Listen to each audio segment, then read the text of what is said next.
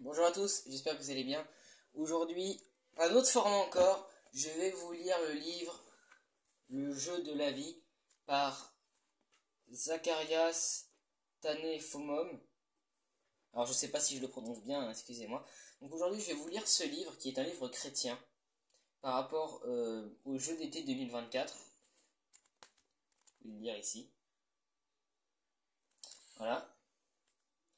Donc, je vais aujourd'hui vous lire ce livre. Je vais lire la table des matières. Chapitre 1, au commencement. Chapitre 2, le péché et ses conséquences. Chapitre 3, l'amour de Dieu. Chapitre 4, Dieu te pardonne. Chapitre 5, parce que tu as été pardonné.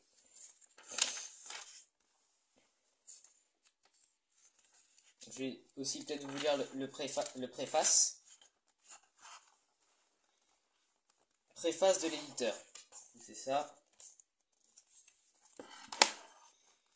Chers lecteurs, et du coup pour vous, chers auditeurs, je sais pas comment on dit, bienvenue à Paris, bienvenue aux Jeux Olympiques. Grand rendez-vous de l'exploit et du mérite sportif. Les Jeux Olympiques prennent leur origine dans la Grèce antique, environ 8 siècles avant Jésus-Christ, sous l'effet d'une combinaison de facteurs politiques, religieux et sociaux. Ils déclineront progressivement avec l'Empire romain jusqu'à interruption au IVe siècle de notre ère.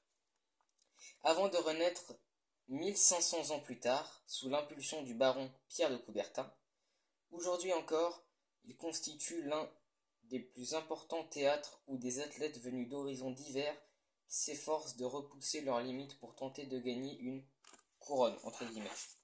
Et ça parce que c'est marqué... Ouais, là, il y a mon doigt, couronne. Il va sans dire que l'activité physique est indispensable au maintien d'une bonne santé physique, ainsi que de la prospérité intellectuelle. On notera cependant que ce qui est recommandé de nos jours, 30 minutes de marche quotidienne, pauses fréquentes avec des changements de position, etc., ferait simplement rire les anciens Grecs qui ne disposaient pas de moyens de locomotion actuels et dont la majorité des métiers étaient manuels. Ils promurent le sport non pas en raison d'une insuffisance de l'activité, mais dans une démarche de développement complet de l'individu. La PDA, je sais pas comment on lit ce mot, hein. Dites-moi comment on lit ce mot-là, si jamais quelqu'un a la réponse, là où il y a mon doigt, ici. Afin d'en faire un citoyen capable de prendre efficacement part aux affaires politiques, c'est en suivant la même approche hoplitique que Pierre de Coubertin proposa le rétablissement des Jeux Olympiques au Congrès de Paris en 1894. En plus de promouvoir l'excellence et le dépassement de soi, l'éducateur y voyait aussi un moyen de cultiver les valeurs fondamentales de respect mutuel et de compétition honorable, et ainsi contribuer à bâtir une société meilleure. Comme il le soulignera, l'essentiel, ce n'est pas d'avoir vaincu, mais de s'être bien battu. Pour accueillir cette édition, la Ville Lumière s'est préparée avec minutie en infrastructures de mobilité, logements et autres aménagements urbains. Il était question d'honorer convenablement cette opportunité 100 ans après la dernière. Et que dire de tous ces athlètes pour qui l'événement sanctionnera de longs mois, voire années de travail et d'abnégation. Pendant que le monde entier va se délecter du spectacle que tout cela promet, peut-être est-ce aussi l'occasion de penser à cet autre jeu dont les Olympiques ne sont finalement qu'une métaphore filée, le jeu de la vie. Chacun est enrôlé comme athlète dès le premier jour de son existence et devra au cours de celle-ci disputer bien des rencontres. Il faudra être fort, technique, endurant, ou comme pour les épreuves combinées, polyvalent. Parfois, savoir manier des outils franchir des obstacles ou faire équipe, mais plus essentiellement, quel en est le but? Quelles sont les règles? Car là aussi, il faut bien se battre. Il faudrait de nombreux volumes pour faire la tour du sujet. Nous te proposons cette réédition de l'essai du professeur Zacharias Tanephomum, originellement intitulé L'amour et le pardon de Dieu. Hostile, lui aussi, est davantage dans le sillage des anciens. Le professeur l'aborde dans une perspective spirituelle. En effet, les jeux antiques étaient dédiés à des divinités, Zeus pour l'Olympie, Poséidon pour Corinthe, Apollon pour Delphes. Le serment jadis prononcé face à Jupiter est resté un élément clé de la cérémonie d'ouverture. Les processions actuelles ne se terminent plus par des sacrifices, mais demeurent empreintes de la même solennité. Hors saison de concours, certaines disciplines se pratiquent toujours dans des entre guillemets temples. Les valeurs morales à la base de notre fair-play sont largement empruntées à la religion. L'influence du bouddhisme et du taoïsme les a érigés en principe même de la discipline pour la plupart des arts martiaux. Et d'après la Bible, l'exercice corporel est utile à peu de choses, tandis que la piété est utile à tout. Ayant la promesse de la vie présente et de celle qui est à venir. 1 Timothée chapitre 4 verset 8. La sécularisation de la société moderne tend à nous éloigner de plus en plus de cet héritage spirituel. Le professeur Fomum fait partie de ces héros. Héros écrit comme ça, je sais pas comment ça se prononce, mais voilà. Soucieux de l'épanouissement de l'être dans son entier, qui continueront de nous le rappeler avec le style didactique qu'on lui connaît. Il restitue le contexte et le but du jeu en expliquant les règles essentielles, puis donne les incontournables pour le bon départ et la victoire.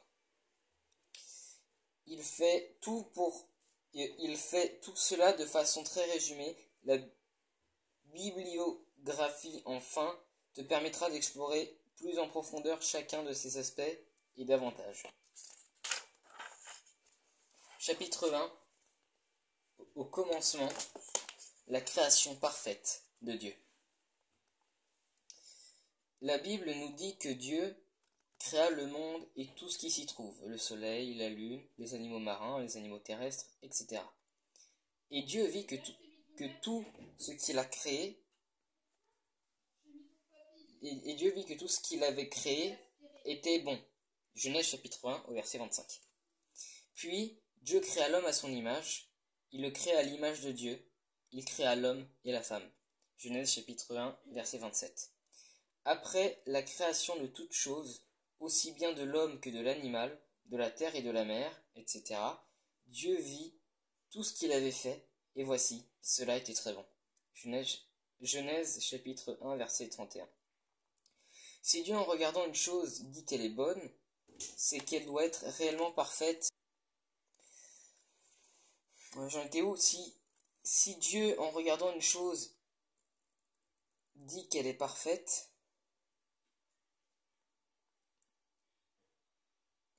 si Dieu, en regardant une chose, dit qu'elle est bonne, c'est qu'elle doit être réellement parfaite en tout point de vue. L'homme était donc parfait à la création. Il n'y avait rien d'imparfait en lui. Il était tel que lorsque Dieu le regardait, son cœur se réjouissait.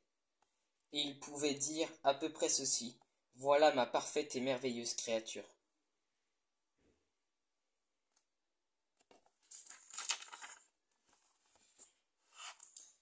L'homme à l'image et à la ressemblance de Dieu.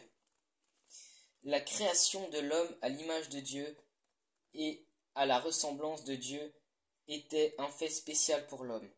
Les autres créatures n'avaient point part à cette nature. Dieu avait un but particulier en créant l'homme ainsi. Ce but était premièrement que l'homme puisse lui être particulièrement attaché, capable de le comprendre, de lui parler, de se réjouir en lui, et de le comprendre, et de le glorifier à jamais. Et deuxième, que l'homme assume la responsabilité du reste de la création en contrôlant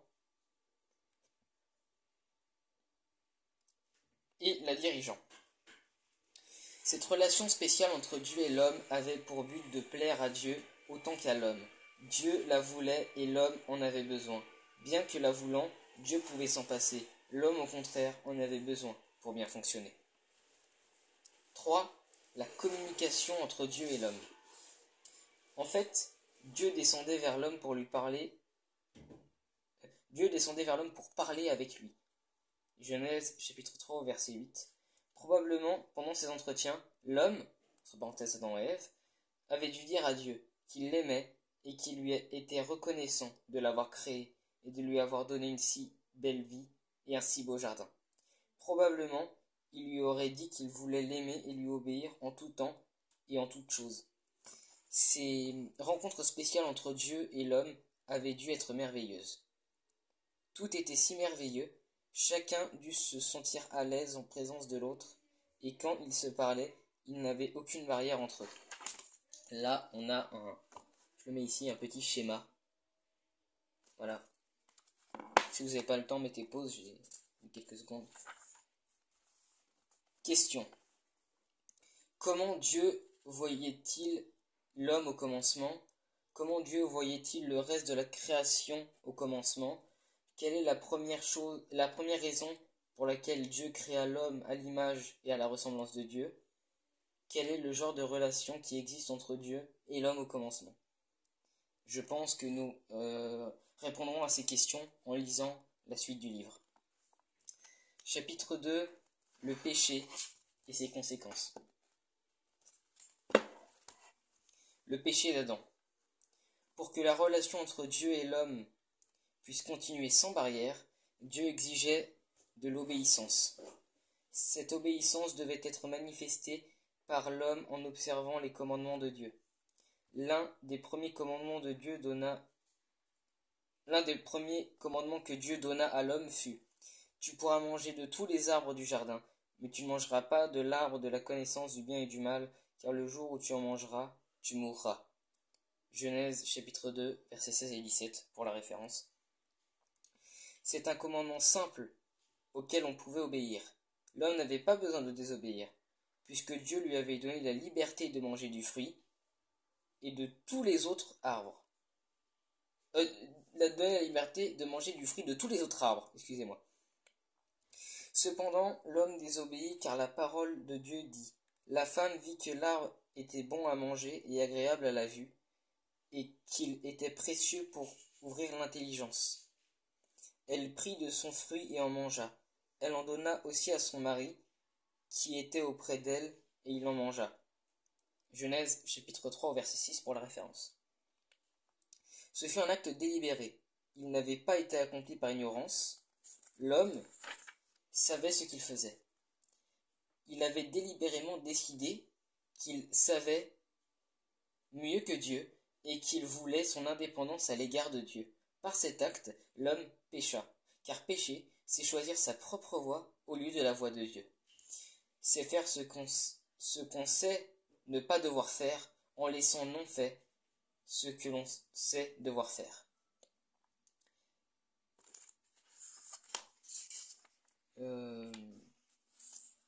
Petit 2, ah voilà, comme ça qu'on dit. Petit 2, les conséquences du péché d'Adam. Ici, là. La première conséquence du péché d'Adam fut qu'il ne se sentit plus à l'aise en présence de Dieu. Quand Dieu descendit pour sa rencontre habituelle avec lui, Adam fut introuvable. Dieu appela: Où es-tu? Genèse chapitre 3 verset 9 pour la référence. Et Adam répondit: J'ai entendu ta voix dans le jardin, et j'ai eu peur, parce que je suis nu, et je me suis caché. Genèse chapitre 3 verset 10 pour la référence. L'homme avait peur, et il s'était caché. Son péché lui avait porté la peur de la dissimulation. Il ne pouvait plus jouir de la présence de Dieu, et la peur remplissait son cœur. La deuxième conséquence de son péché fut qu'Adam fut chassé du jardin, entre parenthèses de la présence de Dieu. C'est ainsi qu'il chassa Adam et le mit à l'orient du jardin d'Éden, les chérubins qui agitent une épée flamboyante pour garder le chemin de l'arbre de la vie.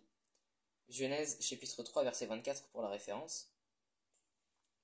Étant désormais indigne d'avoir une relation convenable avec Dieu, Adam fut renvoyé de la présence de Dieu et des chérubins avec des épées furent placés à l'entrée du jardin pour résister et rendre impossible toute tentative de l'homme de retourner à Dieu selon ses propres conditions. La troisième conséquence du péché fut que l'homme mourut. Dieu avait dit que le jour où il désobéirait, l'homme mourrait. C'est exactement ce qui arriva le jour où Adam pécha. Il ne mourut pas physiquement, mais il mourut spirituellement.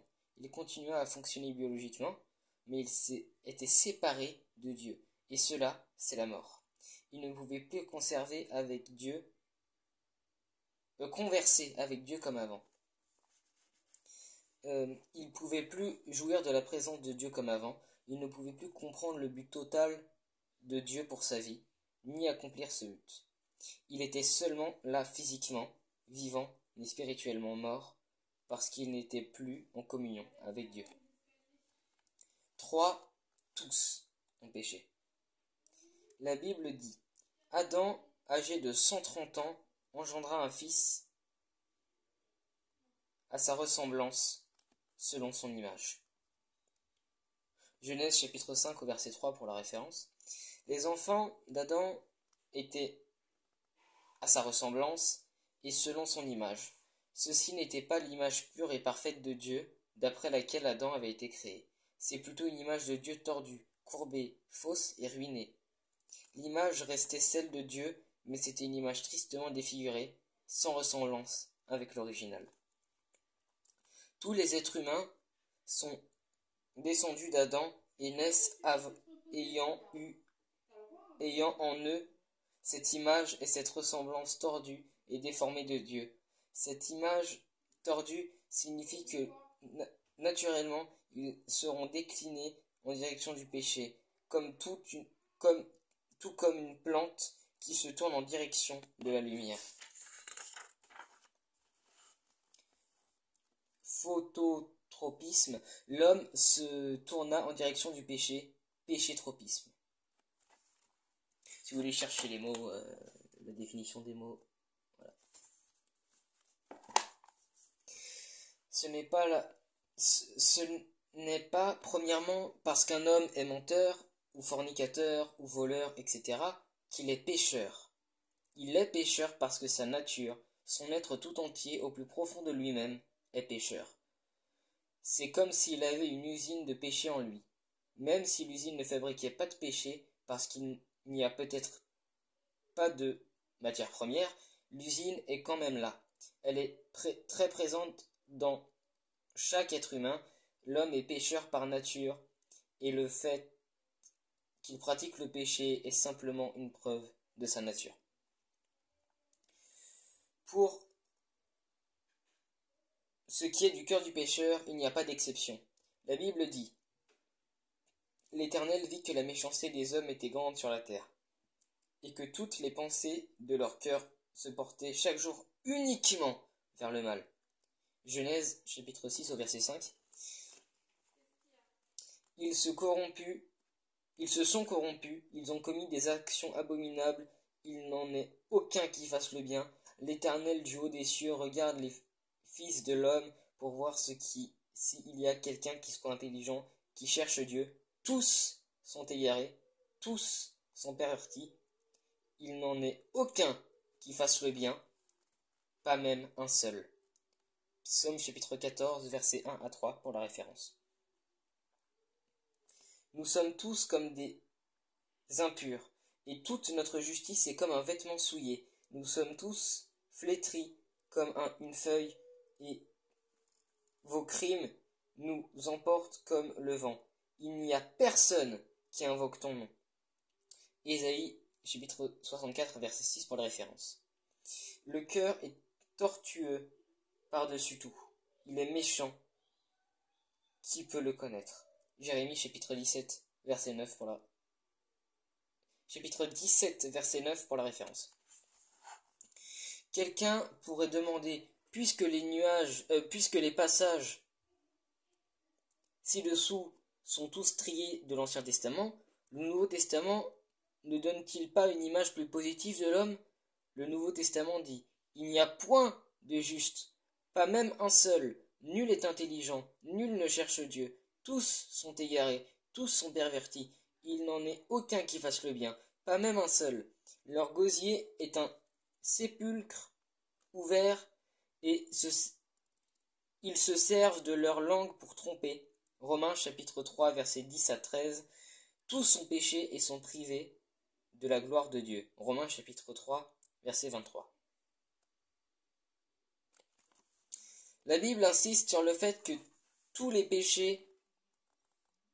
sont péchés. Les mots tous et aucun montrent ceux qui sont concernés. Chacun. Il n'y a pas une seule exception, un seul docteur d'État et un écolier de la section d'initiation sont tous les deux pécheurs. Un professeur d'université et l'homme le plus ignorant de la brousse sont tous les deux pécheurs. L'homme le plus riche et le dernier des mendiants sont tous les deux pécheurs. Un pasteur ou un prêtre et une prostituée sont tous les deux pécheurs. Un noir et un blanc sont tous les deux pécheurs. L'homme le plus évolué qui vit au cœur de Paris ou de New York et le plus primitif des hommes vivant par exemple dans les forêts de l'Amazonie en Amérique latine sont tous les deux pécheurs. L'éducation ou la civilisation ne changent pas le cœur de l'homme. Quant à notre nature pécheresse, l'éducation procure à l'homme plutôt un moyen de mieux dissimuler le péché et prétendre qu'il est inexistant. L'homme éduqué est un pécheur sophistiqué, quand l'homme primitif vouait. Il vous le fait savoir par ses propos ou par l'expression de son visage. Bien au contraire, l'homme éduqué vous sourira même si son cœur bouillonne de haine, mais au fond, les deux cœurs sont pareils. 4. La pratique du péché. Si chacun de nous avait au-dessus de lui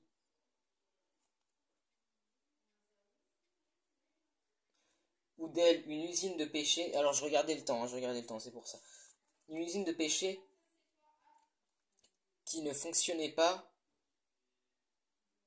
et qui, de ce fait, ne produisent pas de péché, la situation serait légèrement différente et nous serions tentés de nous tromper nous-mêmes et de croire que cette usine n'existe pas du tout.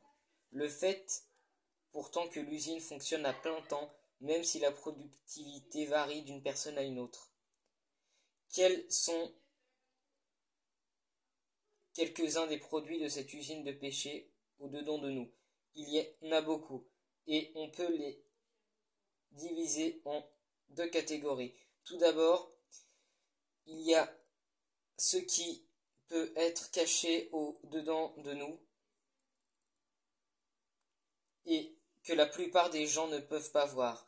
La racine de tout cela c'est l'indépendance vis-à-vis de Dieu. Dieu est souvent considéré comme un opportun.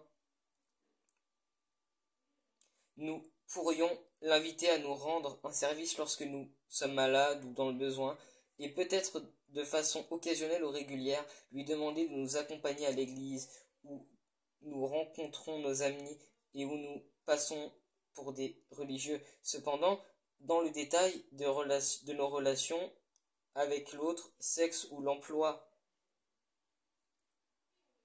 ou dans l'emploi de notre argent ou de notre temps, il faut que Dieu se tienne à distance pour ne pas nous gêner ensuite.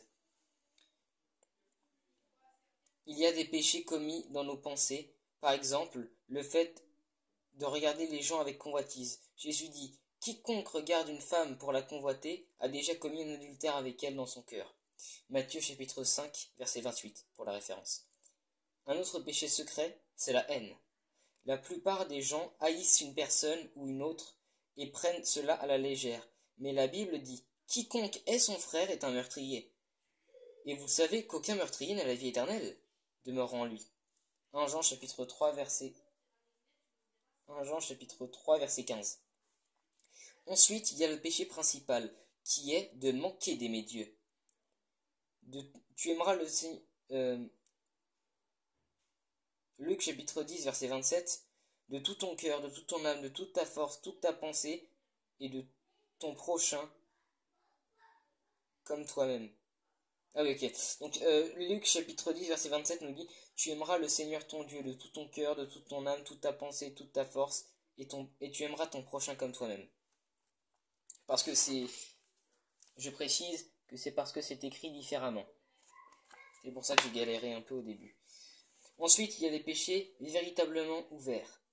Ceux-là comprennent toute espèce d'injustice, de méchanceté, de cupidité, de malice, plein d'autres envies, de meurtre, de querelle, de ruse, de malignité, rapporteurs, médisants, impies, arrogants, hautains, fanfarons, ingénieux au mal, rebelles à leurs parents.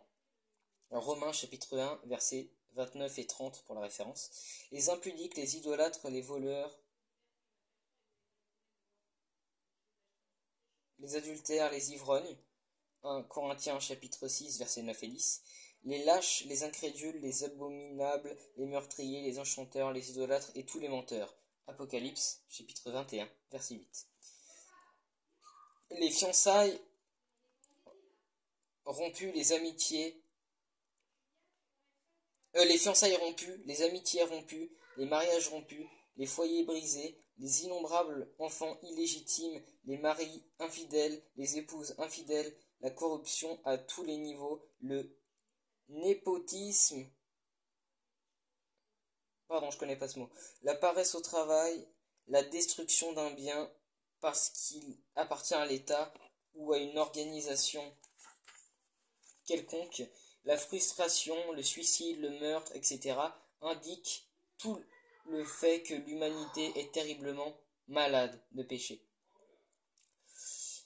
Ce sont là juste quelques-uns des péchés que les gens commettent. Les péchés particuliers varient d'une personne à une autre. Certains sont de grands meurtriers ou des immoraux ou des voleurs, d'autres sont pleins de jalousie, encore d'autres des ivrognes, etc. On n'a pas besoin de commettre tous les péchés cités pour savoir qu'on est pécheur. Un seul péché suffit pour révéler la vraie nature de celui qui le commet. Et la Bible dit, car quiconque observe toute la loi, mais pêche contre un seul commandement, devient coupable de tous. Jacques chapitre 2, verset 10 pour la référence.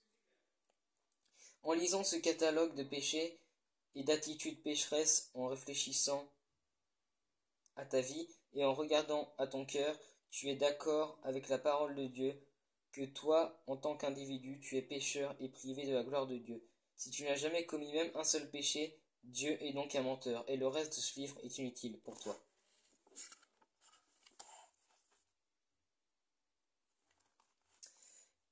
Le salaire du péché. 5. 5. Le salaire du péché. Le péché d'Adam eut pour conséquence sa séparation avec Dieu, qui est la mort. La mort fut le salaire qu'il reçut pour avoir péché. Il en est de même pour tout le monde, car le salaire du péché, c'est la mort. Romains chapitre 6, verset 23 pour la référence. Cela signifie que lorsqu'on pêche, on doit recevoir un salaire ou un paiement pour son péché. Si tu es employé par le gouvernement ou quelque autre organisation et que tu travailles fidèlement tout le mois, tu auras raison de t'attendre à un salaire à la fin du mois. Ton employeur aurait tort s'il ne te payait pas et tu aurais raison de te fâcher contre lui. Le salaire du péché est un péché à deux volets. Premièrement, c'est la séparation d'avec Dieu. De même qu'Adam était près de son péché, l'homme n'avait pas besoin. De même qu'Adam était après son péché, l'homme n'avait plus besoin d'une relation convenable avec Dieu. Il ne connaissait pas Dieu.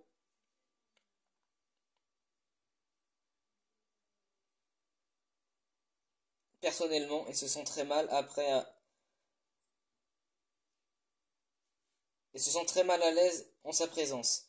Il est frustré et il ne peut pas réaliser son plein potentiel. Pensons à tous les hommes ruinés par l'alcool, la désobéissance et l'égoïsme. Pensons à toutes les filles mises à la porte des écoles parce qu'elles sont enceintes, à ceux qui souffrent de maladies vénériennes, aux foyers ruinés par les disputes, etc. Voici les premiers acomptes du salaire que le péché procure aux pécheurs. Adam et Dieu furent séparés par un grand gouffre quand Adam pécha. Le péché de l'homme le sépara de Dieu. Et ici, on a une petite illustration, je ne sais pas si vous arriverez bien à voir, juste ici.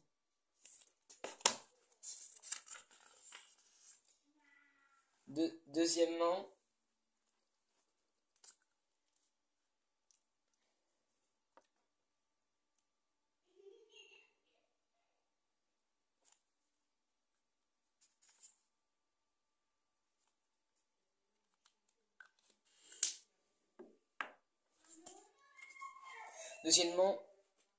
le salaire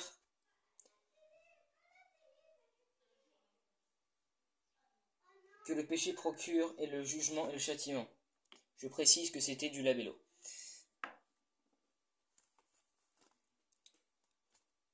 Et la séparation commencée durera toute cette vie et continuera dans toute la vie à venir. Tous ceux qui sont à l'aise dans leur péché et leur séparation d'avec Dieu maintenant ne le seront plus dans la vie à venir. Car tout homme sera jugé et quelques-uns condamnés. Il est réservé aux hommes de mourir une seule fois, après quoi vient leur jugement. Hébreux, chapitre 9, verset 27 pour la référence. En vue du jour du jugement, Dieu est en train d'enregistrer tous les actes que chacun Tous les péchés que tu as commis en pensée, en parole ou en action sont fidèlement enregistrés en face de ton nom dans le registre céleste comme si c'était un film. Ce film de tes péchés sera projeté sur un écran au jour du jugement pour être vu par toi et par tout le monde. Les choses commises dans les ténèbres seront montrées ouvertement. Rien n'est omis dans l'enregistrement quotidien de tes actions et rien ne manquera d'être projeté pour que toi et tout le monde le voyiez. La condamnation signifie que les pécheurs seront chassés de la présence de Dieu pour l'enfer éternel. La Bible dit, ne savez-vous pas que les injustes n'hériteront pas du royaume de Dieu? Ne vous y trompez pas, ni les impudiques, ni les idolâtres, les adultères, les efféminés, les infâmes, les voleurs, les cupides, les ivrognes, les outrageux, les ravisseurs n'hériteront pas du royaume de Dieu. 1 Corinthiens chapitre 6 versets 9 et 10 pour la référence. Mais pour les lâches, les incrédules, les abominables, les meurtriers, les impudiques, les enchanteurs, les idolâtres et tous les menteurs, leur part sera dans les temps ardents de feu et de soufre, ce qui est la seconde mort. Apocalypse chapitre 21 verset 8 pour la référence. Le jour du jugement sera le jour de rétribution. Jésus-Christ sera le souverain juge. Le Père ne juge personne, mais il a remis tout jugement au Fils. Jean, chapitre 5, verset 22, pour la référence. Les paroles de condamnation de Jésus aux pécheurs non repentants seront « Retirez-vous de moi, maudits. Allez dans le feu éternel qui a été préparé pour le diable et ses anges. » Matthieu, chapitre 25, verset 41, pour la référence. Ces paroles de jugement entreront immédiatement en vigueur car la Bible dit « Et ceux-ci iront au châtiment éternel. » Matthieu, chapitre 25, verset 46. L'enfer est une réalité qui prendra effet après le jugement final. Pas maintenant. Ceux qui choisissent d'y aller en éprouvant la réalité, ceux qui choisissent d'y aller en prouveront la réalité par une expérience personnelle inchangeable. L'enfer est décrit 11 fois par Jésus dans les évangiles, et il est sérieux quand il disait que ce serait un feu éternel. Matthieu chapitre 25 verset 41. Le châtiment éternel, Matthieu chapitre 25 verset 46. Les ténèbres du dehors, Matthieu chapitre 8 verset 12. L'apôtre Paul dit que ce sera une ruine éternelle, 2 Thessaloniciens chapitre 1 verset 9. Et l'apôtre Jean dit que ce sera un étang de feu et de soufre ardent. Apocalypse chapitre 19 verset 20. Tout cela signifie que tu es, que tu le crois ou non, séparé de Dieu et en route pour l'enfer, à moins que tu aies entrepris ou que tu n'entreprennes maintenant les démarches nécessaires pour remédier à la situation. L'enfer est le salaire pour ton péché, et Dieu s'assurera fidèle qu'aucune personne qui a péché n'aille sans salaire. Cela n'est que juste. Dieu doit punir le péché, autrement il agira contrairement à sa nature. 6. Les tentatives humaines d'atteindre Dieu. La réalité de la séparation de Dieu avec les hommes et de la damnation de ceux qui sont en enfer a toujours poussé l'homme à essayer de faire quelque chose pour y remédier. Le problème est que l'abîme qui sépare l'homme de Dieu a été créé par Dieu, de sorte que les efforts humains pour le combler sont voués à l'échec. Examinons quelques-unes de ces tentatives humaines pour combler cet abîme. Quelques-uns croient que tout ce qu'on a à faire, c'est d'être bon, d'essayer de maintenir auprès de Dieu un solde créditeur dans lequel le bien dépasse le mal. Dans ma jeunesse, moi-même, je pensais ainsi. Il va de soi que cela n'est pas satisfaisant, car Dieu considère la justice humaine comme un vêtement souillé. Ésaïe, chapitre 64, verset 5 pour la référence. D'ailleurs, il considère sa loi comme un tout, et quiconque observe toute la loi mais pêche contre un seul commandement devient coupable de tous. Jacques chapitre 2, verset 10. Par conséquent, celui qui commet un péché et celui qui commet 1 million de péchés sont tous les deux coupables aux yeux de Dieu. Tous ceux qui croient aux bonnes œuvres sont perdus, quel que soit l'effort déployé pour être bon. Ce qui se passe lors du recrutement des soldats illustre clairement ce qui précède. Supposons que la loi de notre pays exige que les hommes mesurent au moins 1,80 m, soient recrutés dans l'armée. Si un homme se présente pour le recrutement et que la toise de l'officier indique que la taille de 90 cm, il sera refusé. Évidemment, il en sera de même pour ceux qui mesurent 1,20 m, 1,50 m, mais qu'en est-il de celui qui fait 1,76 m? Il sera accepté parce qu'il est presque atteint la taille requise? Non. Lui aussi sera disqualifié. Il a presque rempli les exigences requises, mais pas tout à fait. Lui aussi sera refusé. Quoi qu'ils soient de tailles différentes, ils sont néanmoins tous refusés, parce qu'aucun d'eux n'a la taille requise. Et ici, on a une petite illustration. D'autres croient que tout ce qui est requis d'une forme de religion, ils en créent donc une, ou bien s'attachent à une qui a été créée par l'homme il y a plusieurs siècles. Ils pourront accomplir les lois de cette religion érigée par l'homme, mais l'abîme qui les sépare de Dieu n'en est pas moins grand. D'autres encore disent qu'il suffit d'appartenir à une église, d'être baptisé, confirmé et de participer à la vie de l'église. Ces choses ne sont pas mauvaises en elles-mêmes, seulement le problème est qu'elles ne sont pas le bon remède pour la maladie appelée péché. Si l'on baptise un pécheur non repentant, qu'est-ce que l'on produit?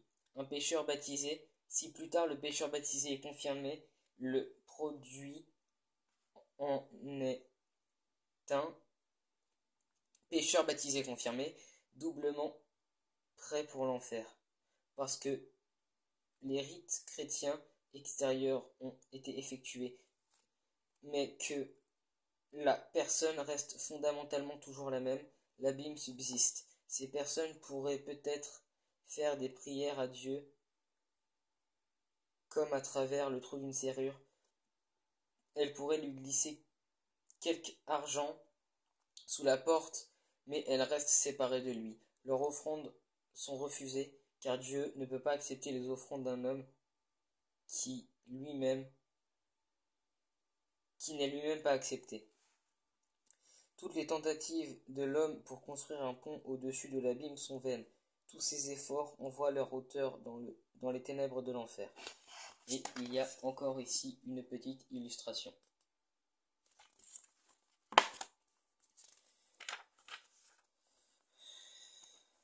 Question. Alors, si vous voulez, je vous laisse lire les questions.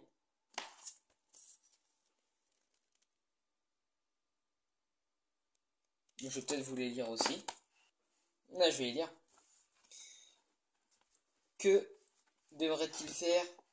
Que devrait faire l'homme pour que sa relation avec Dieu puisse continuer sans barrière? Cite un commandement que Dieu donna à l'homme au commencement.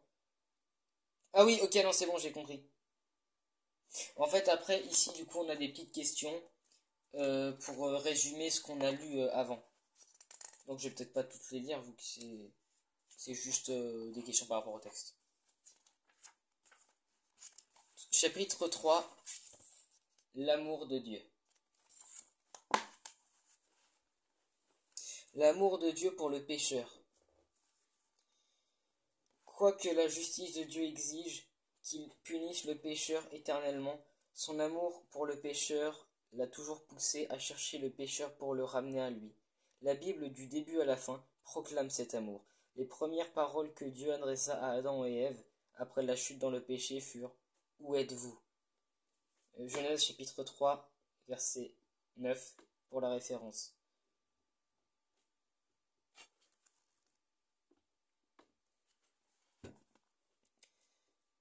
Ces paroles, Dieu les prononça non parce qu'il ne savait pas où ils étaient, mais parce qu'il voulait les ramener à lui. Il est un Dieu qui cherche. Quand ils lui confessèrent leur nudité, il leur fit des vêtements en peau de bête. Genèse chapitre 3, verset 21 pour la référence. À travers tout l'Ancien Testament, par les prophètes, l'un après l'autre, Dieu cherchait à se révéler à l'homme et à attirer l'homme à qui Dieu cherchait à se révéler à l'homme, à attirer l'homme à lui et à lui pardonner. Il continue à supporter l'attitude rebelle de l'homme envers ses invitations à revenir et à recevoir son pardon. Il a toujours été vrai que le Seigneur ne tarde pas dans l'accomplissement de la promesse, comme quelques-uns le croient, mais il use de patience envers vous, ne voulant pas qu'aucun périsse, mais voulant que tous arrivent à la repentance. 2 Pierre chapitre 3 verset 9. Je suis vivant, dit le Seigneur.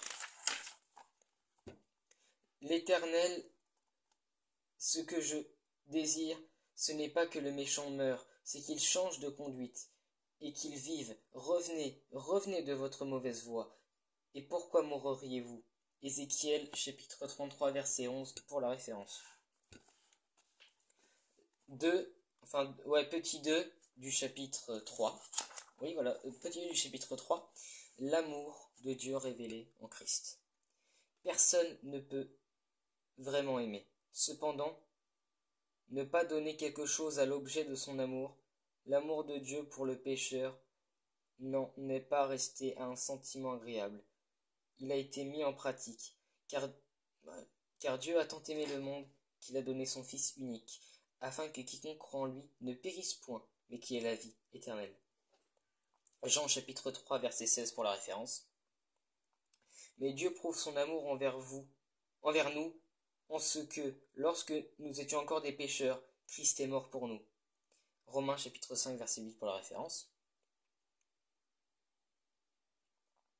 L'amour de Dieu a été manifesté envers nous, en ce que Dieu a envoyé son Fils unique dans le monde, afin que nous vivions par lui. 1 Jean chapitre 4 verset 9 pour la référence. Dieu a donné Christ pour mourir pour nous. Il a donné ce qu'il avait de meilleur. Cela a dû lui faire très mal de donner son Fils unique, mais l'amour n'épargne pas ce qu'il a de meilleur. 3. Jésus-Christ et sa mission. La Bible nous dit que Jésus-Christ est le Fils de Dieu. Galates chapitre 2 verset 20. Il est un avec le Père. Jean chapitre 10 verset 30.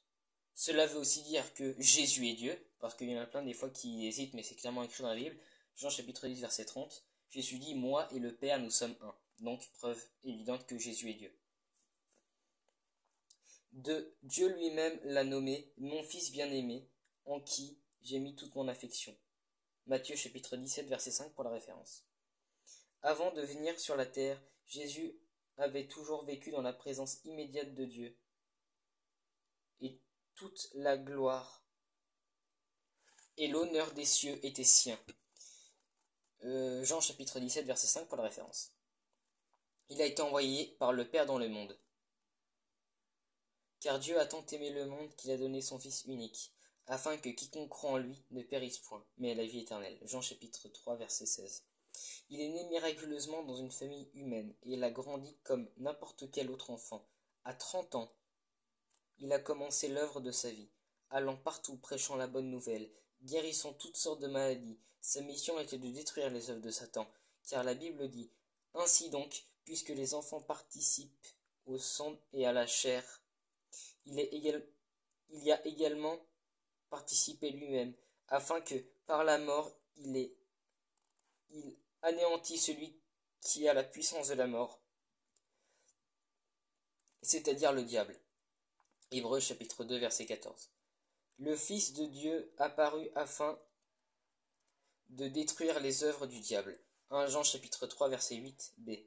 Jésus lui-même a dit qu'il avait été envoyé pour annoncer une bonne nouvelle aux pauvres, guérir ceux qui ont le cœur brisé, proclamer aux captifs la délivrance, aux aveugles le recouvrement de la vue, pour renvoyer libres les opprimés, pour publier une année de grâce du Seigneur. Luc chapitre 4 versets 18 et 19 pour la référence. Et comme je le dis souvent, c'est une petite parenthèse mais que j'aime bien dire, dans la Bible il est clairement dit, et c'est parce que c'est vrai, Jésus en mourant a vaincu Satan. C'est-à-dire que Jésus en mourant à la croix, en mourant pour les péchés du monde entier, a vaincu la mort et a vaincu Satan. Alors ce que j'aime dire, et comme on est beaucoup à aimer dire cette phrase, si il a réussi à vaincre Satan uniquement par sa mort, qu'est-ce qu'il aurait pu faire avec sa vie? Si simplement par sa mort il a vaincu le mal, qu'est-ce qu'il aurait pu faire avec sa vie? Enfin, si même en mourant il a vaincu la mort, par sa vie il aurait pu faire encore plein d'autres choses extraordinaires, et c'est ça que je trouve en tout cas qui est incroyable. Certains, en tout cas sur les réseaux sociaux comme TikTok ou quoi, il y en a des fois ils font des vidéos comme ça aussi, et je suis d'accord avec eux.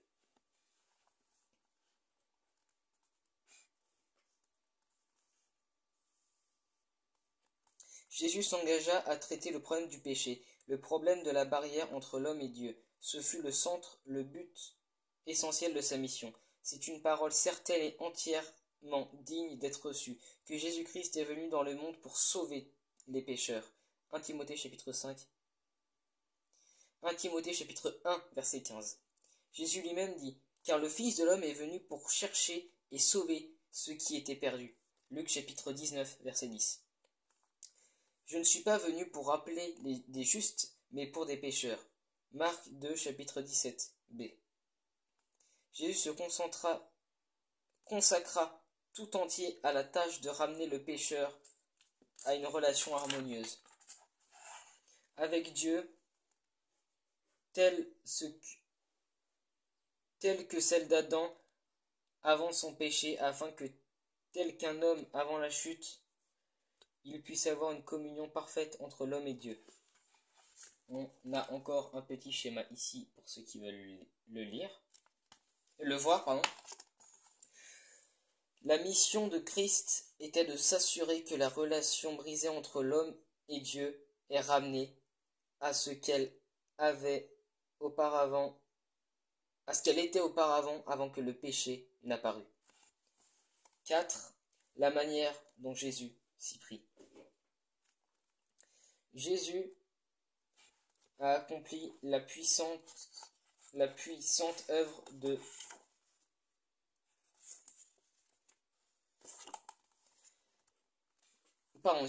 Jésus a accompli sa puissante œuvre de salut des pécheurs en mourant sur la croix. Cela était absolument nécessaire, car sans effusion de sang, il n'y a point de pardon.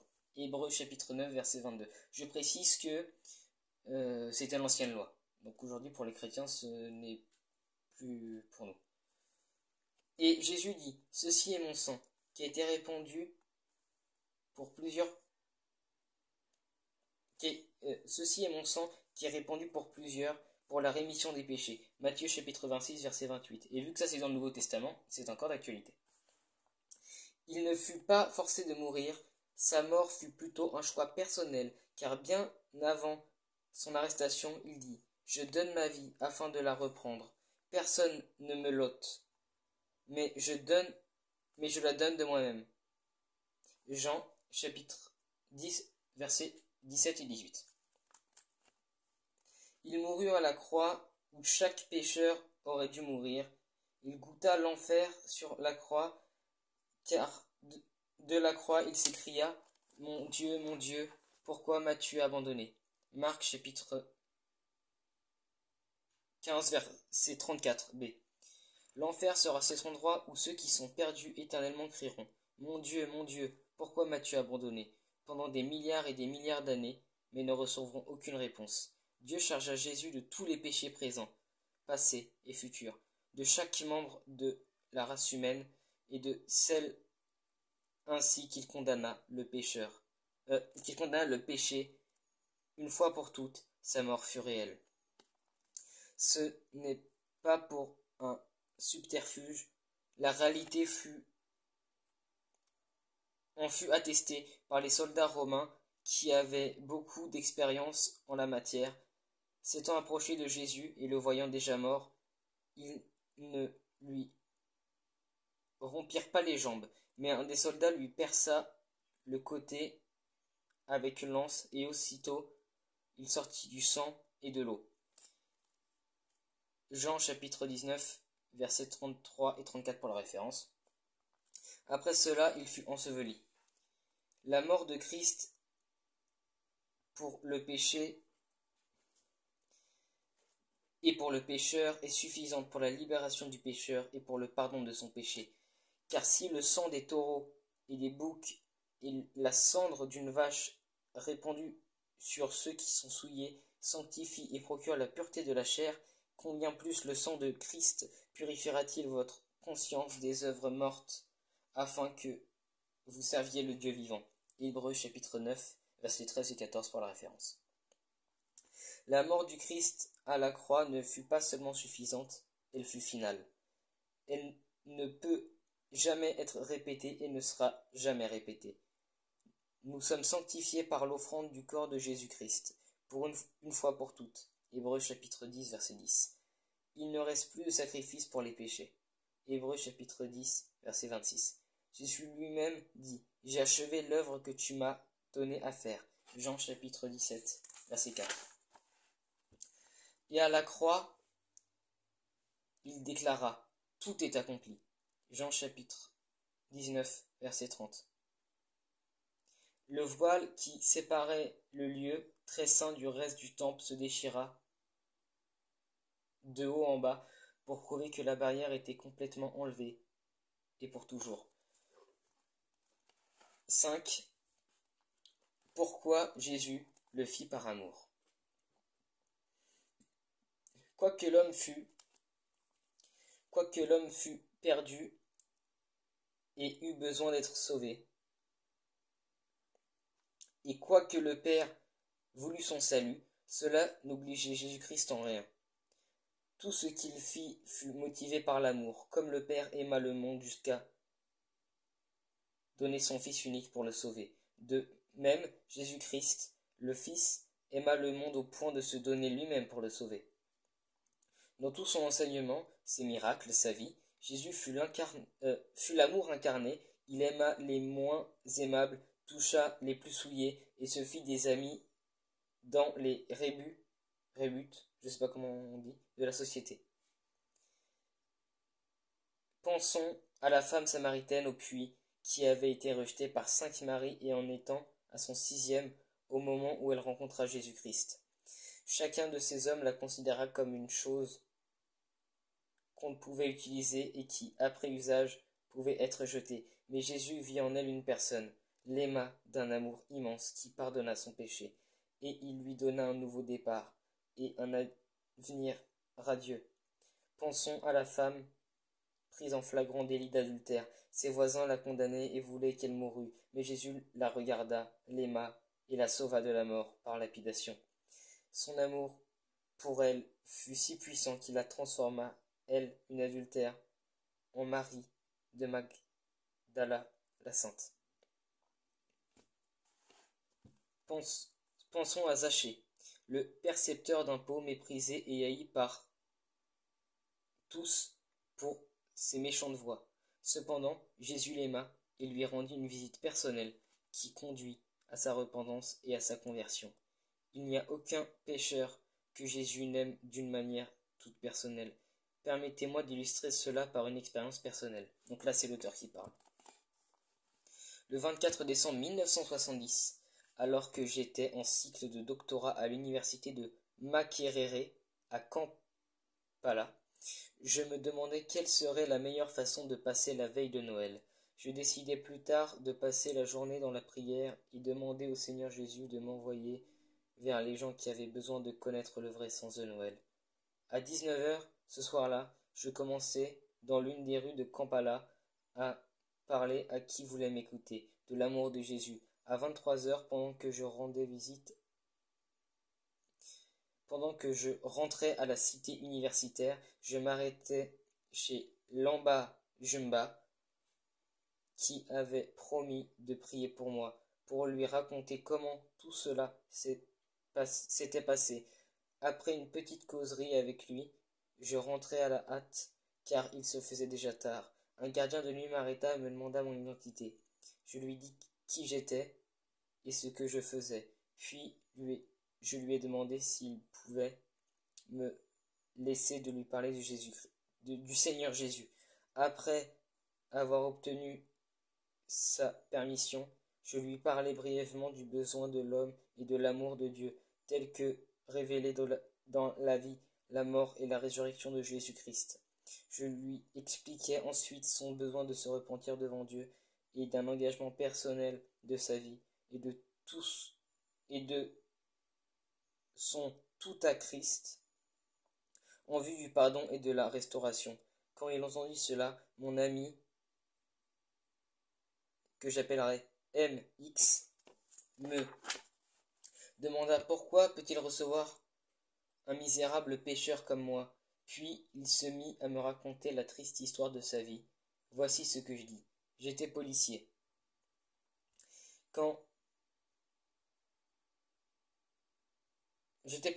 Mais quand j'aperçus que les soldats gagnaient plus d'argent et avaient bien plus d'avantages que les policiers, je démissionnai de la police et devins soldat. Après un certain temps, je me suis mis à penser que le meilleur moyen de vite m'enrichir était de devenir un homme d'affaires. Je démissionnai de l'armée et montai une affaire. Quand mes affaires marchaient bien, plusieurs femmes entrèrent dans ma vie, et chaque nouvelle femme emporta plus d'argent que la précédente. Finalement, je fis faillite et mon affaire s'écroula. Sans un sou, je décidai de me faire embaucher comme gardien de nuit.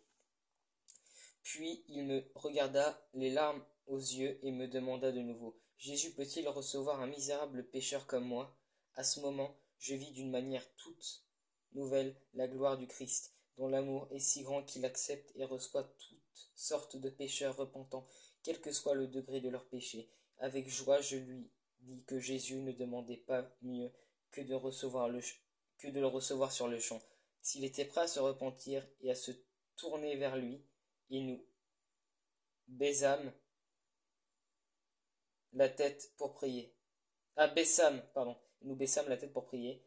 MX confessa ses péchés à Dieu, demandant pardon et pria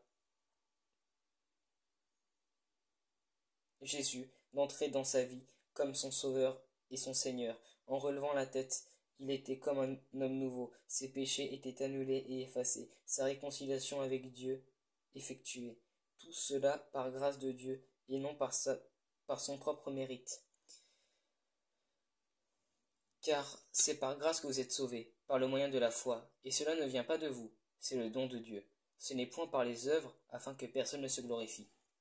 Éphésiens chapitre 2, versets 8 et 9 pour la référence. Je suis resté en relation avec lui et j'ai eu la joie de le voir croître dans sa vie nouvelle en Christ. Jésus est pour tout.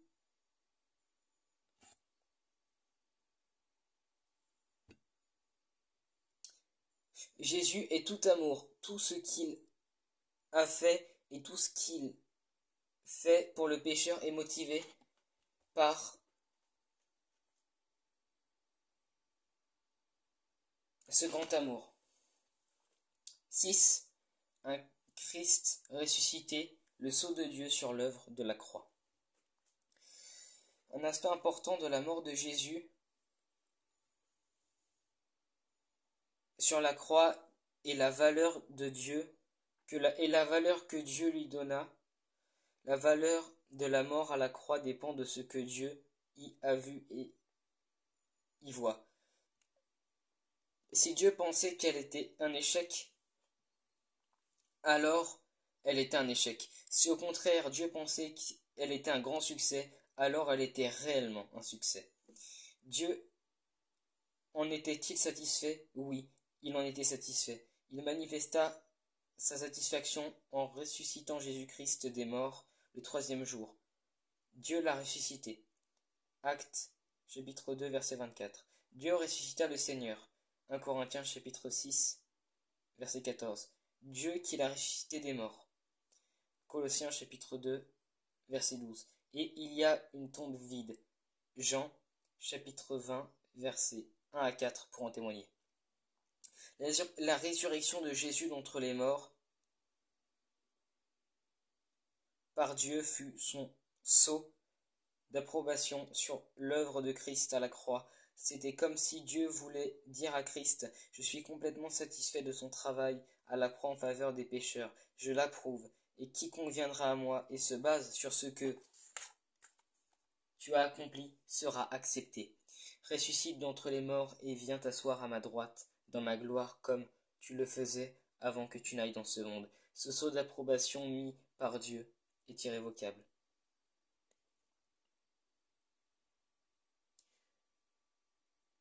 7. Les bienfaits de la mort et la résurrection de Christ. La mort de Jésus-Christ sur la croix a accompli un nombre de choses pour le pécheur. Nous allons en considérer juste quelques-uns. A. La justification. La justification, c'est le fait de rendre innocent un coupable devant un juge. Notre péché nous avait rendus coupables devant Dieu, mais par sa mort à la croix, Jésus-Christ nous donne la possibilité de nous tenir devant Dieu comme si nous avions jamais péché. Maintenant, nous sommes justifiés par son sang.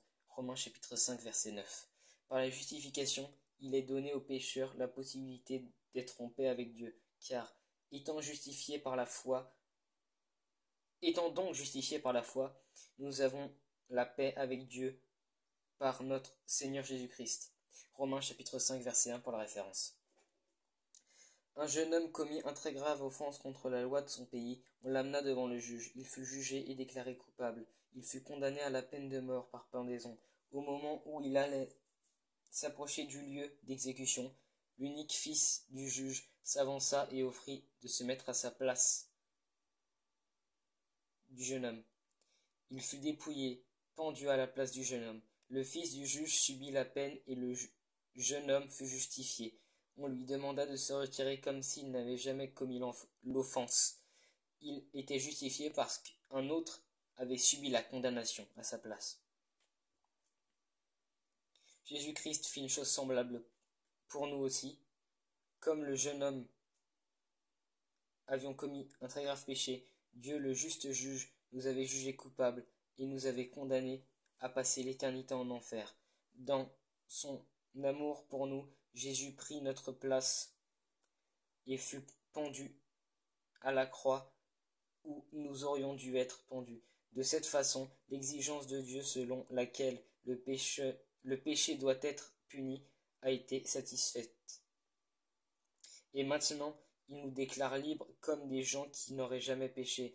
Voici la méthode de Dieu pour libérer les hommes pécheurs. C'est un moyen très coûteux, mais Jésus a payé le prix pour nous. Ésaïe chapitre 53 verset 6b, et l'Éternel fit retomber sur lui l'iniquité de nous tous. 1 Pierre chapitre 3 verset 18a nous dit: Christ a souffert une fois pour les péchés, lui juste pour les injustes, afin de nous amener à Dieu.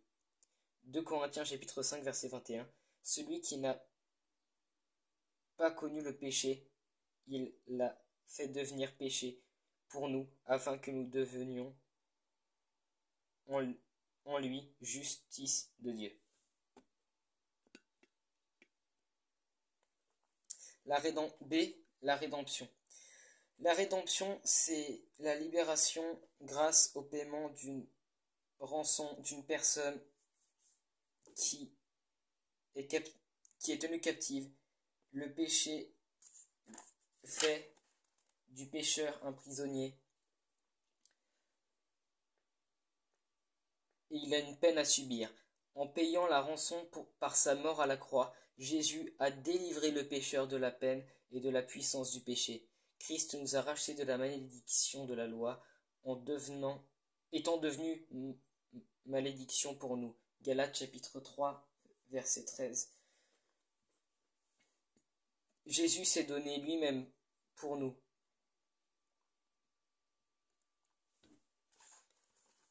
Afin de nous racheter de toute iniquité. Tite chapitre 2 verset 14.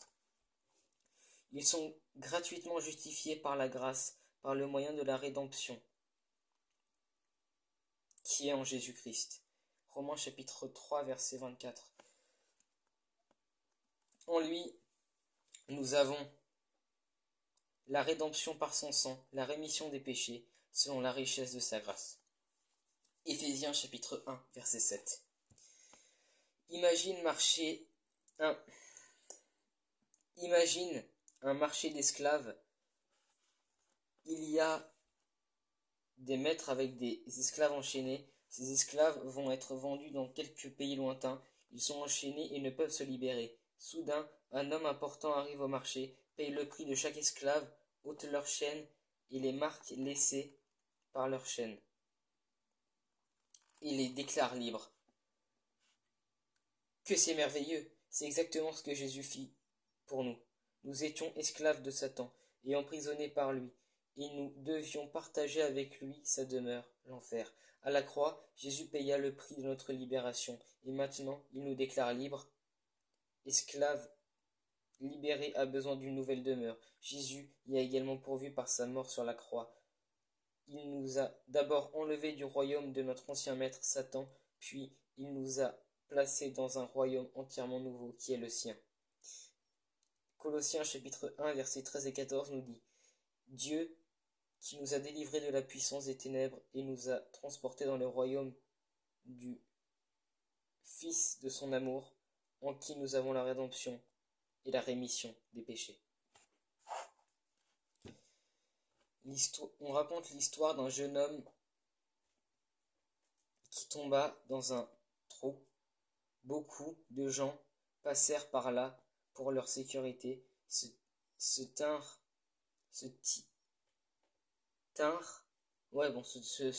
tenirent à une bonne distance du trou. De là, ils se mirent à sympathiser avec lui. Quelques-uns lui firent des suggestions sur la manière par laquelle il devait sortir du trou. L'un d'eux lui dit: Crois qu'il y a un Dieu unique, et tu seras hors du trou. L'homme dans le trou répondit qu'il n'avait jamais douté du fait qu'il y ait un seul Dieu. Et il ajouta qu'il y croyait fermement. Pourtant, cela ne le sortit pas du trou. Un autre lui dit que tout ce qu'il fallait pour sortir du trou, c'était de jeûner, souvent, et de prier plusieurs fois par jour. Il essaya de prier, et, puisqu'il n'avait rien à manger dans le trou, jeûner ne lui posa pas problème. Mais cela ne le sortit pas du trou non plus. Le troisième lui suggéra que ce dont il avait besoin était d'aller au culte d'une église, d'une certaine dénomination, et de payer toutes ses cotisations, et tout irait pour le mieux. Il répondit en réalité il était membre de cette église même, et qu'il s'acquittait de toutes les redevances fidèlement, mais que, comme il était au fond du trou et qu'il fallait d'abord en sortir pour pouvoir y participer au culte et mettre à jour ses cotisations. Le suivant demanda: Es-tu sûr que tu es baptisé et confirmé? Cela est la plus grande importance, si tu veux sortir du trou. Il répondit qu'il était bien baptisé et confirmé, qu'il s'appelait Jean, et qu'avant de tomber dans ce trou, il prenait régulièrement la Sainte Seine. Tout frustré, il ajouta: Mais tout cela n'a pas l'air de pouvoir me faire sortir du trou. Enfin, arriva quelqu'un en allure noble, il s'approcha du trou et vit la triste condition de l'homme déchu. Il ôta ses beaux vêtements et mit des haillons, puis il entra dans le trou et en sortit le misérable. En le secouant, il se blessa et son sang coula. Hors du trou, il ôta ses vêtements sales et le revêtit de ses vêtements propres, magnifiques, en disant: Je peux m'en procurer d'autres. Jésus fit exactement cela. Nous étions tous tombés dans le trou du péché, entre guillemets. Toutes les tentatives humaines, philosophiques, religieuses, pour nous sortir, avaient échoué. Voyant notre impuissance, Jésus entra tout à fait dans notre situation. Il se dépouilla lui-même de toute sa gloire céleste et revêtit notre humanité pour pouvoir nous sortir de la misère pécheresse et pour nous revêtir de sa gloire. Le besoin d'une expérience personnelle du Seigneur Jésus en tant que sauveur personnel ressort d'un autre part du témoignage suivant. Celui d'une jeune dame, elle dit: J'étais née dans une famille religieuse d'un père qui était pasteur. Enfant, je fus baptisée. Adolescente, je fus confirmée. Je fréquentais fidèlement l'école du dimanche, et j'en n'avais rien contre Dieu ou contre Jésus Christ. J'aimais même Dieu d'une certaine façon, bien que je ne le connaissais pas. Durant mes années d'études au lycée, j'étais membre actif du mouvement chrétien des étudiants, et maintenant un standard élevé de moralité après mes études, je deviens membre régulier de l'Église et fis même partie de la chorale et du groupe de jeunes qui m'élut dans son comité. Ce groupe avait plusieurs activités, dont les visites aux malades, les hôpitaux et aux prisonniers. J'y prenais activement part. À l'église, j'étais devenu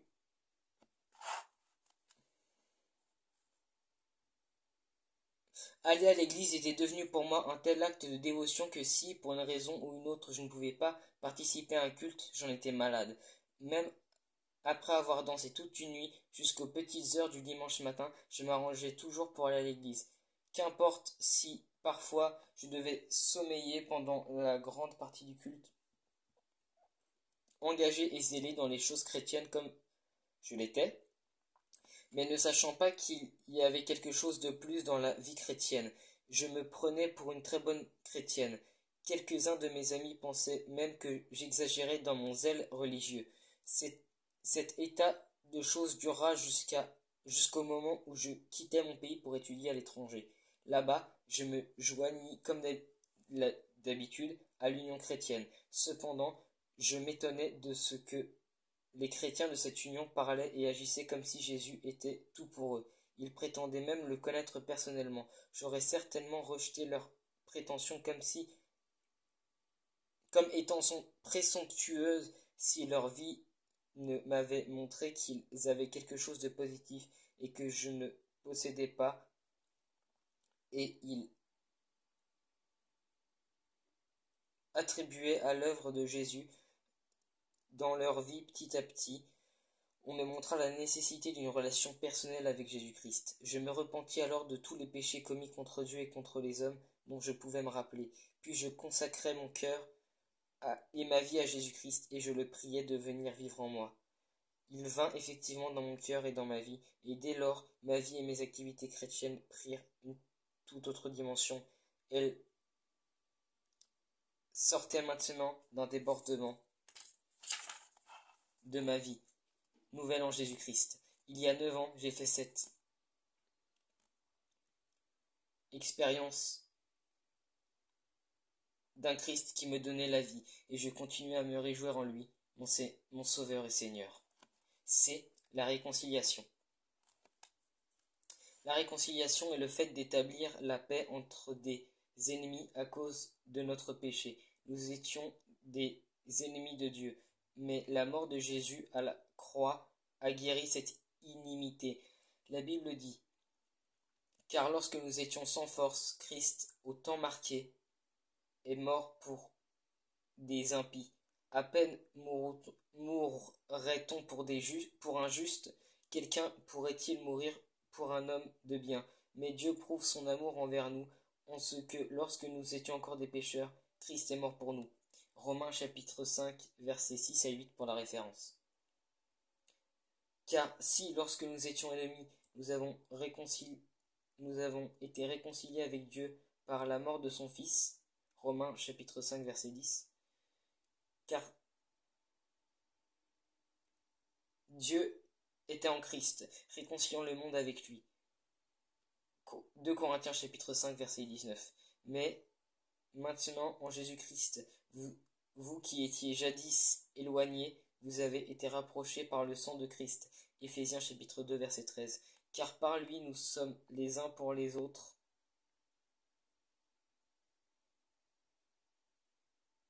Car par lui nous avons les uns et les autres accès au Père, auprès du Père, dans un même esprit. Éphésiens chapitre 2, verset 18. L'abîme entre l'homme et Dieu est comblé par la croix, et vous en avez aussi une petite illustration ici. Dès l'adoption. L'esclave libéré n'a pas seulement besoin d'une nouvelle demeure, il a besoin d'un nouveau statut. La mort de Jésus-Christ à la croix y a aussi pourvu. Ce processeur est appelé l'adoption, le processus par lequel on confère les pleins droits d'enfant et de fils à quelqu'un qui n'est pas fils par naissance. Lorsque nous étions enfants, nous étions sous l'esclavage des rudiments du monde, mais lorsque les temps ont été accomplis, Dieu a envoyé son Fils, afin qu'il rachetât ceux qui étaient sous la loi, afin que nous recevions l'adoption. Et parce que vous êtes fils, Dieu a envoyé dans notre cœur l'esprit de son Fils, lequel crie Abba Père. Galates chapitre 4, versets 3 à 6. Et vous n'avez point reçu un esprit de servitude, et vous n'avez pas reçu un esprit d'adoption. L'Esprit lui-même rend témoignage à notre esprit que nous sommes des enfants de Dieu. Or, si nous sommes enfants, nous sommes aussi héritiers, héritiers de Dieu et co-héritiers du Christ. Romains chapitre 8, versets 15 à 17. Par la mort de Christ à la croix, la possibilité de devenir enfant de Dieu est ouverte à tout le monde en général, et à toi en particulier. Tu peux vraiment devenir enfant de Dieu et jouir de tous les droits de fils, même jusqu'à partager le trône de Dieu avec Christ, le Fils unique de Dieu. Mais tous ceux qui l'ont reçu, à ceux qui croient en son nom, elle est la lumière du monde, Jésus. Elle a donné le pouvoir de devenir enfant de Dieu. Jean chapitre 1, verset 12. Alors, si vous voulez, je vous laisse lire les questions ici. Voilà, mettez pause, si vous pouvez. Et du coup aussi là.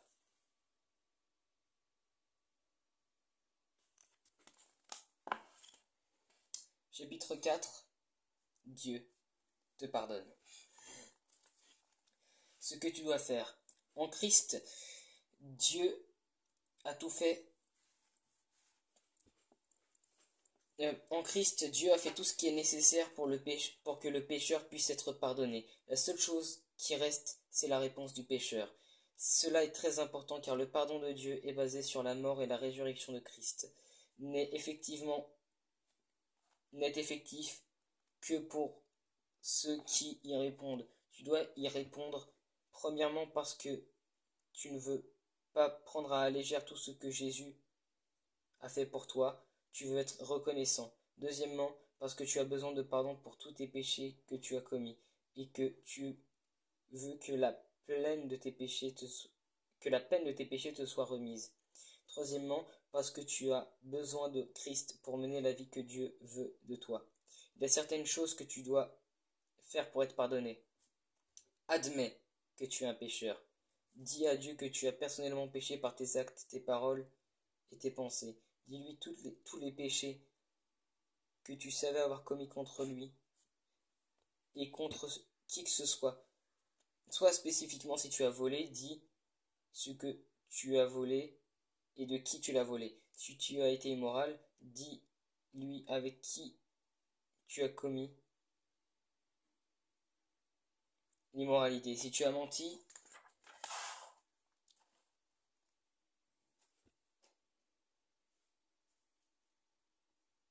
dis-lui tous les mensonges dont tu te souviennes. Prends tout ton temps pour cela, même si cela doit prendre des heures. Ne mets pas un seul péché dont tu te souviennes. N'essaye pas d'en cacher un, car celui qui cache ses transgressions ne prospère point, mais celui qui avoue et délaisse obtient miséricorde. Proverbe chapitre 28, verset 13. Dieu dit que tu rejettes tes péchés et lui demande. Dis à Dieu que tu regrettes tes péchés et demande-lui de te pardonner. La tristesse selon Dieu produit une repentance à salut, dont on ne se repent jamais, tandis que la tristesse du monde produit la mort. 2 Corinthiens chapitre 7 verset 10. Si tu regrettes sincèrement tes péchés, tu prendras la décision de les abandonner et de cesser de pécher. Que le méchant abandonne ses voies et que l'esprit d'iniquité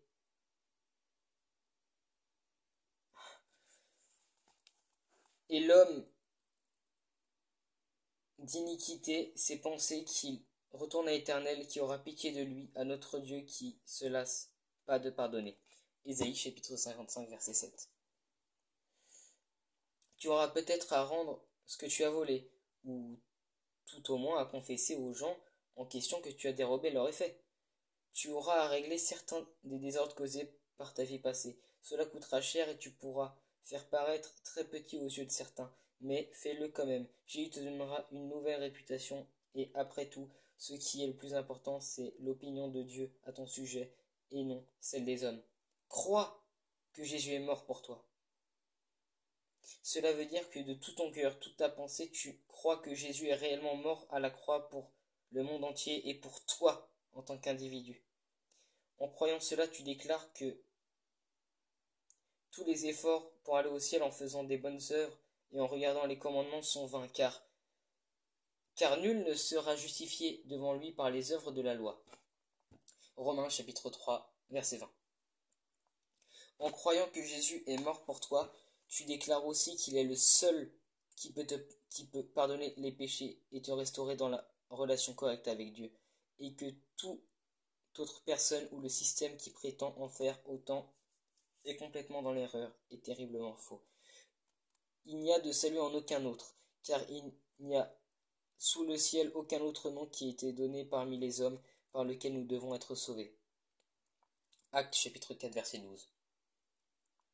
Car il y a un seul Dieu, et aussi un seul médiateur entre Dieu et les hommes, Jésus-Christ. 1 Timothée chapitre 2 verset 5 et verset 6a. Quand il y a un petit A, ça veut dire, je pense, c'est la première phrase du verset. Jésus lui-même dit, je suis le chemin, la vérité et la vie, nul ne vient au Père que par moi. Jean chapitre 14 verset 6. Enfin, en croyant que Jésus est mort pour toi, tu es dans l'obligation de vivre pour lui. La Bible dit, il est mort pour tous, afin que ceux qui vivent ne vivent plus pour eux-mêmes, mais pour celui qui est mort et revenu à la vie pour eux. 2 Corinthiens chapitre 5 verset 15. Cela signifie que tu es prêt à t'abandonner à lui complètement, ne retenant rien, parce que lui non plus n'a rien retenu, mais s'est donné entièrement pour toi sur la croix, pensant à cela sérieusement et évaluant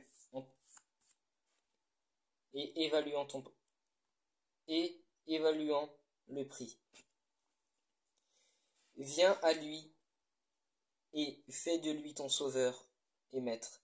Il est mort pour toi, puis il est ressuscité. Accepte sa mort et sa résurrection maintenant. Reçois-le, mais à tous ceux qui l'ont reçu, elle a donné le pouvoir de devenir enfants de Dieu. Jean chapitre 1 verset 12. Jésus-Christ dit: Voici, je me tiens à la porte et je frappe. Si quelqu'un entend ma voix et ouvre la porte, j'entrerai chez lui. Apocalypse chapitre 3, verset 20. Il frappe à ta porte. Tout ce que tu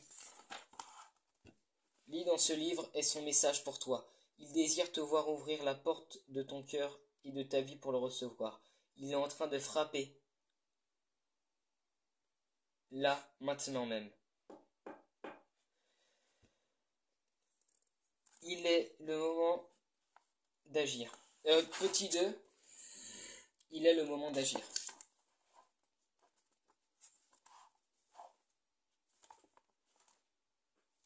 Ne remets pas à plus tard la décision de le recevoir. Agis maintenant, c'est urgent. Voici maintenant le temps favorable, voici maintenant le jour du salut. 2 Corinthiens chapitre 2. 2 Corinthiens chapitre 6 verset 2. Aujourd'hui, si vous entendez sa voix, n'endurcissez pas vos cœurs. Hébreux chapitre 3 verset 15. L'invitation est urgente. Jésus attend et dit: Venez à moi, et je vous donnerai du repos. Matthieu chapitre 11 verset 28. Ne remets pas ta décision au soir ou au lendemain. Il y a un certain nombre de raisons qui prouvent que remettre sa décision à plus tard n'est pas sage. La première raison est que Dieu a aujourd'hui. Si tu dis demain, tu es en train de dire que Dieu se trompe. Soit tu agis en insensé. La deuxième raison est que Dieu pourrait t'abandonner. Dieu abandonne ceux qui connaissent la vérité, mais ne veulent pas la suivre. Romains chapitre 1, versets 18 à 20. Et ils endurcissent le cœur de ceux qui, les premiers endurcissent leur cœur envers lui. La troisième, c'est que la mort pourrait te surprendre. Tu n'es ni trop jeune ni trop vieux pour mourir. La mort peut te surprendre. Es-tu prêt à rencontrer Dieu tel que tu es? Reporter ta décision, c'est le rejeter. Agis donc, maintenant. 3. Recevoir Christ. Tu peux le recevoir en lui disant tout simplement, en priant de venir dans ton cœur et dans ta vie. Je te suggère de dire la prière ci-dessous pour inviter Jésus dans ta vie maintenant. Fais cette prière suivante et Jésus viendra dans ton cœur. Seigneur, moi, monsieur ou madame, j'ai personnellement péché contre toi, dans mes pensées, mes paroles et mes actes. Il n'y a rien que je puisse faire de moi-même pour ôter mon péché. Je mérite d'aller en enfer, mais tu es mort pour qu'un pécheur désemparé comme moi puisse être pardonné. Je m'abandonne complètement à toi, sans rien retenir. Enlève tous mes péchés et viens demeurer dans mon cœur par ton Esprit Saint, comme mon propre Sauveur et Seigneur. Et fais de ma vie ce que tu veux. Je te suivrai à n'importe quel prix. Merci d'exaucer ma prière et de venir dans mon cœur. Amen. Si tu as fait cette prière sincèrement ou ta propre prière, si tu as sincèrement fait cette prière ou ta propre prière, Jésus est tout de suite venu demeurer dans ton cœur par son Saint-Esprit. Les choses suivantes et bien d'autres se réaliseront immédiatement dans ta vie. Pareil, là si vous voulez, il y a des questions.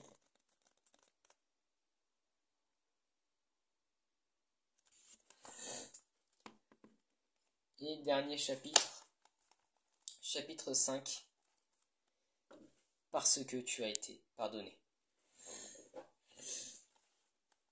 Maintenant que Dieu t'a pardonné, tu es complètement ôté de tes péchés. Il dit, si nous confessons nos péchés, il est fidèle et juste pour nous pardonner de toute iniquité. 1 Jean chapitre 1 verset 9. C'est précisément ce qu'il a fait pour toi qui viens de le recevoir. Il n'a pas seulement pardonné, il a oublié. Quel Dieu merveilleux! Il dit, je ne me souviendrai plus de leurs péchés ni de leur iniquité. Hébreux chapitre 10 verset 17.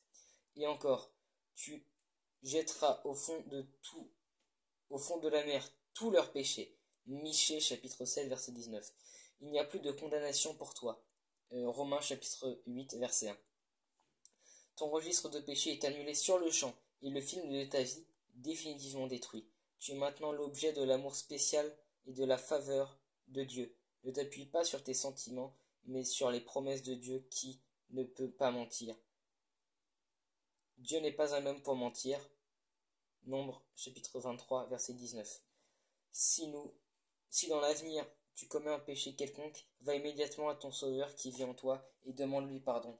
Maintenant tu es son enfant, il ne se fatiguera jamais de te pardonner, mais ne pêche pas exprès. 1. La vie éternelle. Parce que tu es pardonné, tu as la vie éternelle. Elle a en effet commencé pour toi et continuera au ciel. L'apôtre Jean écrit à ce sujet et dit: Et voici ce témoignage, c'est que Dieu nous a donné la vie éternelle, et que cette vie est dans son Fils. Celui qui a le Fils a la vie. Celui qui n'a pas le Fils de Dieu n'a pas la vie. Je vous ai écrit ces choses afin que vous sachiez que vous avez la vie éternelle, vous qui croyez au nom du Fils de Dieu. 1 Jean chapitre 5 versets 11 à 13. Jésus aussi a dit: Mes brebis entendent ma voix, je les connais et elles me suivent. Je leur donne la vie éternelle, elles ne périront jamais et personne ne pourra les ravir de ma main. Jean chapitre 10 versets 27 et 28. Car le salaire du péché c'est la mort, mais le don gratuit de Dieu c'est la vie éternelle en Jésus-Christ notre Seigneur. Romains chapitre 6 verset 23. Une sécurité éternelle. Parce que tu es pardonné, tu ne perdras pas ton salut. Le pardon de Dieu n'est pas seulement pour quelques secondes, quelques jours ou quelques années, il dure à toujours. Tu es né par la nouvelle naissance dans la famille de Dieu. Tu ne seras pas rejeté. Dieu protégera la vie qu'il t'a donnée et fera croire et fleurir et la gardera sauve. Jésus dit: Mes brebis entendent ma voix, je les connais et elles me suivent. Je leur donne la vie éternelle, elles ne périront jamais et personne ne pourra les ravir de ma main. Mon Père qui me les a donnés est plus grand que tous et personne ne peut les ravir de la main de mon Père. Et un de mes versets préférés pour dire que Jésus est Dieu, Jésus dit ensuite: Moi et le Père, nous sommes un. Voilà. Jean chapitre 10, versets 27 à 30. Et du coup, Jean chapitre 10, verset 30, Jésus dit: Moi et le Père, nous sommes un. Tu as donc une triple sécurité, le Saint-Esprit en toi, la main de Jésus autour de toi et la main de Dieu le Père autour de celle de Jésus. Quelle sécurité! Continue à écouter sa voix, continue à le suivre, et la vie éternelle est garantie pour toi. N'abuse pas de cette garantie en détournant de tes voies pécheresses. Tu es devenu, en retournant dans tes voies pécheresses, tu es une nouvelle créature en Christ. Ta manière de vivre le reflète. Récemment, j'ai acheté une voiture. Le jeune homme qui l'accompagnait au bureau d'immatriculation me demanda de falsifier le prix auquel je l'avais acheté pour payer moins de frais d'immatriculation. Je répondis que un pareil acte était mauvais. Il répondit que je ne trompais personne, excepté le gouvernement, mais que tout le monde trompait le gouvernement quand cela pouvait se faire sans risque. Finalement, je lui dis que même si tout le monde agissait ainsi,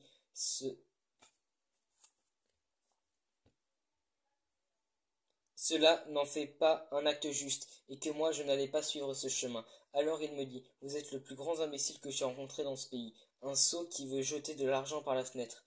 C'est cela un aspect du fait d'être une nouvelle créature en Christ, avec une éternelle sécurité, à savoir être honnête en tout temps, même si cela signifie que nous sommes appelés, les plus grands imbéciles, soit prêt à être un insensé pour Christ. Ces insensés sont merveilleux, car la folie de Dieu est plus sage que les hommes, la faiblesse de Dieu est plus forte que les hommes. 1 Corinthiens chapitre 1 verset 25. Petit 3, la citoyenneté céleste. Parce que tu es pardonné, tu as été transféré du royaume de Satan dans le royaume de Christ. 1 Colossiens chapitre 1 verset 14. Tu es maintenant un citoyen des cieux.